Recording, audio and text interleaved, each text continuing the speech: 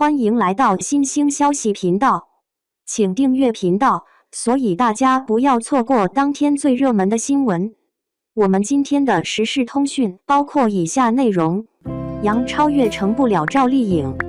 最近，杨超越主演的仙侠剧《粽子》一经播出，便冲上了热搜。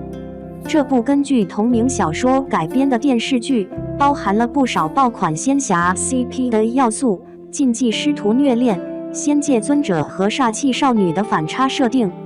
再加上主演自带流量，开播不过几天就引得热议不断。但看看评论，不少网友表示，这怎么跟花千骨这么像呢？毕竟现在一说起禁忌师徒虐恋，大家能想到的还是8年前红遍大江南北的仙侠剧《花千骨》，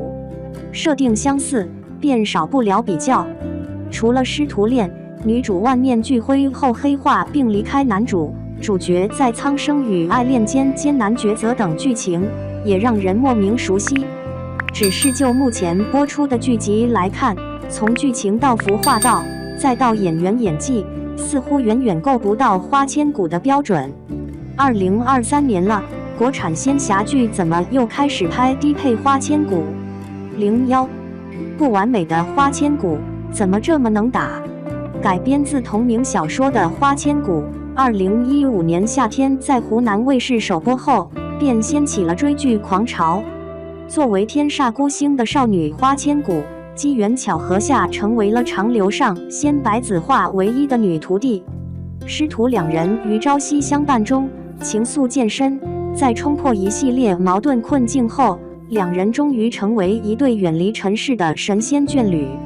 当年这部剧热播时，遇到了不少质疑的声音，剧情过于玛丽苏。不管是不食烟火的高冷上仙，还是无所不能的一宿阁主，亦或是尊贵皇子，都不顾一切地爱上了女主。也有人觉得女主角三观不正，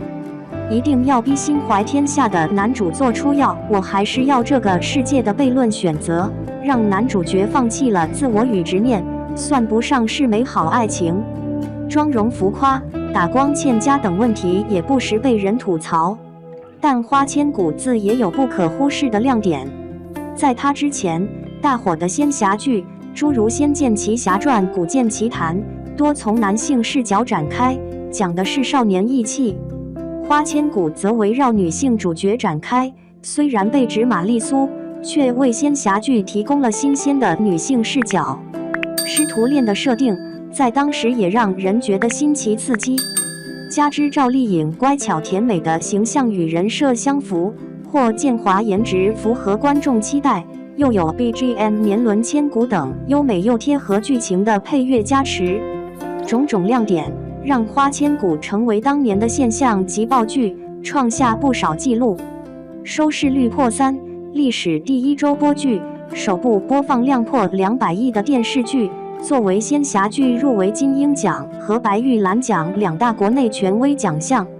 赵丽颖更凭借这部电视剧拿下金鹰视后，一举成为了内娱85花中不可小觑的存在。花千骨电视剧的国民度高到洪荒之力一词成为了当年的网络流行语，还入选了2016年度中国传媒10大热词。不完美的花千骨在今天看来也是相当能打。02一直被模仿，怎么还没被超越？花千骨带火了女性视角的仙侠剧，也让师徒恋成了不少仙侠剧爱用的设定。从三生三世枕上书中凤九误入梵音谷学艺，遇见老师东华，到千古绝尘中女主上古沾着白绝学艺，以及粽子中粽子成为仙盟尊者洛因凡唯一的徒弟。这几年的古偶，处处能看到师徒恋的影子。不少仙侠剧的男主角也开始朝着与白子画相似的方向发展，容貌俊美是基础，尊贵身份是标配，或者是上神，或者是帝君，再不济也的是即将继承帝位的皇子。这些男主角大多数拥有高岭之花一般的清冷性格，虽然被众多女性爱恋，但眼里只有女主，所有的宠溺只给女主。清冷上仙成了不少仙侠剧男主人设标配。活泼天真，为爱不顾一切，则成了仙侠剧女主必备的性格元素。这类女主还同花千骨一样，大多拥有隐藏的厉害身份。千古绝尘中，女主上古是尊贵的真神，沉香如屑的女主角颜淡是上古遗族。只是活泼少女暖化冰山的剧情，从某种程度上来说，和网文小说中最常见的霸道总裁爱上我并无多少区别。拍得多了，很容易千篇一律，让观众觉得脸谱化、没创意。花千骨剧情前期，花千骨在朝夕相处中，不自觉爱上了白子画，但在师徒这层身份面前，他选择克制自己的情感。又敬又爱的情愫下，每一个眼神都在诉说心动。后期的白子画也对花千骨动了心，同样受制于身份的他，深知这份爱意伴随着深重罪孽，不愿承认。即使花千骨被绑上诛仙柱，被流放，受尽苦楚，他也始终说不出爱他。这种互相喜欢却又说不出口的师徒之情，将情感拉扯到极致。也难怪当时不少观众一边喊着狗血虐心，一边看得停不下来。反观当下仙侠剧中的师徒恋，除了套路化设定，师徒恋的边界也模糊了不少，缺少吸引人的禁忌感。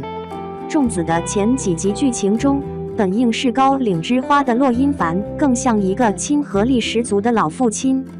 人设、剧情相似之外，仙侠剧在服化道上也出现了同质化倾向。花千骨中，从男女主角到配角神仙，一个重要的服饰特征便是足够素。所以最近几年仙侠剧中的服饰也在素的路上一去不复返，颜色饱和度低，发型简单，头饰和衣着花纹越来越少，一眼望过去很难辨出角色间明显区别。用来凸显仙气的白色衣服，在一些小身量的演员身上反而显得没那么和谐。周冬雨在《千古绝尘》中，整个人像是被埋在了衣服里。仙侠剧的女主角有时也会撞造型，就看当需要凸显女主角的可爱活泼时，双丸子头便不约而同地齐齐出镜。善良的花千骨剁成妖神后，用黑眼线、大红唇的妆容体现角色反差感，由此重眼妆和大红唇也开始成了仙侠剧女主角黑化的标配。扁平的人物设定、模式化的剧情，再到千篇一律的服化道，都透着敷衍的味道。并不完美的花千骨能被频频怀念，说句全靠同行衬托，不算过分。03批量生产，难复制曾经辉煌。尽管市面上众多仙侠剧看得不少观众审美疲劳，但每年依然不断有仙侠题材的电视剧产出。究其原因，在于仙侠题材从不缺关注度。《仙剑奇侠传》珠玉在前，为观众展示了天马行空的仙侠世界。花千骨以女性视角，开启了少女跟神仙谈恋爱的范例。作为依托中国庞大神仙体系而生的仙侠剧，出生自带奇幻色彩，一边勾连着国人独有的侠义豪情，引发拥趸无数；另一边远销海外，为外国人揭开神秘东方的一角。沉香如屑去年在国内播出前就被泰国抢先买入播放版权。泰国版权方 True It 表示，剧一经播出，10天超100万播放，打破了曾购买的所有中剧纪录。去年同期播出的《苍兰诀》同样成功发行到海外各地，在爱奇艺国际版上线4小时便斩获全球热度第一。外国观众给出极高评价，我从未见过如此梦幻的仙侠剧。同时，细数内娱当红炸子鸡，就会发现人手一部爆款仙侠剧是标配。飞尸烟密的《仙剑》系列不必多说，众多90花、95花更一头扎进了仙侠题材中。杨紫从准青衣走上流量花之路，少不了香蜜沉沉烬如霜的加持。迪丽热巴最近几年的出圈作品，不少是枕上书与君初相识这样的古偶仙侠题材。虞书欣、赵露思等小花赢得大量关注，咖位飞升，也离不开仙侠剧助力。当资本认定了仙侠古偶会是财富密码，当观众通过仙侠古偶来 pick 新一代生花，仙侠剧的关注度和产出量便可想而知。何况在当下，极简成了仙侠剧制作时心照不宣的规矩。IP 改编省时省力，服化道一切从简，带爆小花小生两两配对，快餐式的剧本选角服化道，让各方以最短的投入获得最高的产出。由此，资本愿意批量生产仙侠剧，小生小花们在仙侠剧里空耗灵气也就不足为奇。杨紫在2部仙侠剧中的造型就颇为相似，但仙侠的老本还能吃多久？只看今年开年热播的扫黑除恶剧《狂飙》，引发了现象级的热度与讨论，破了视频平台创立至今的所有纪录。目光放远，脱贫攻坚剧《山海情》、革命历史题材《觉醒年代》都不同程度引起了观众的强烈共鸣。说到底，仙侠题材也好，现实题材也罢，实打实的剧情与制作水平才是拿捏观众恒久不变的密码。若自以为掌握了爆剧的诀窍，从此固步自封，等待的这些流水线产物的，便只有遇冷的市场和一次次失望后再也不给眼神的观众。就像如今，仙侠剧还在批量生产，试图复制曾经的辉煌，但观众早就不买账了。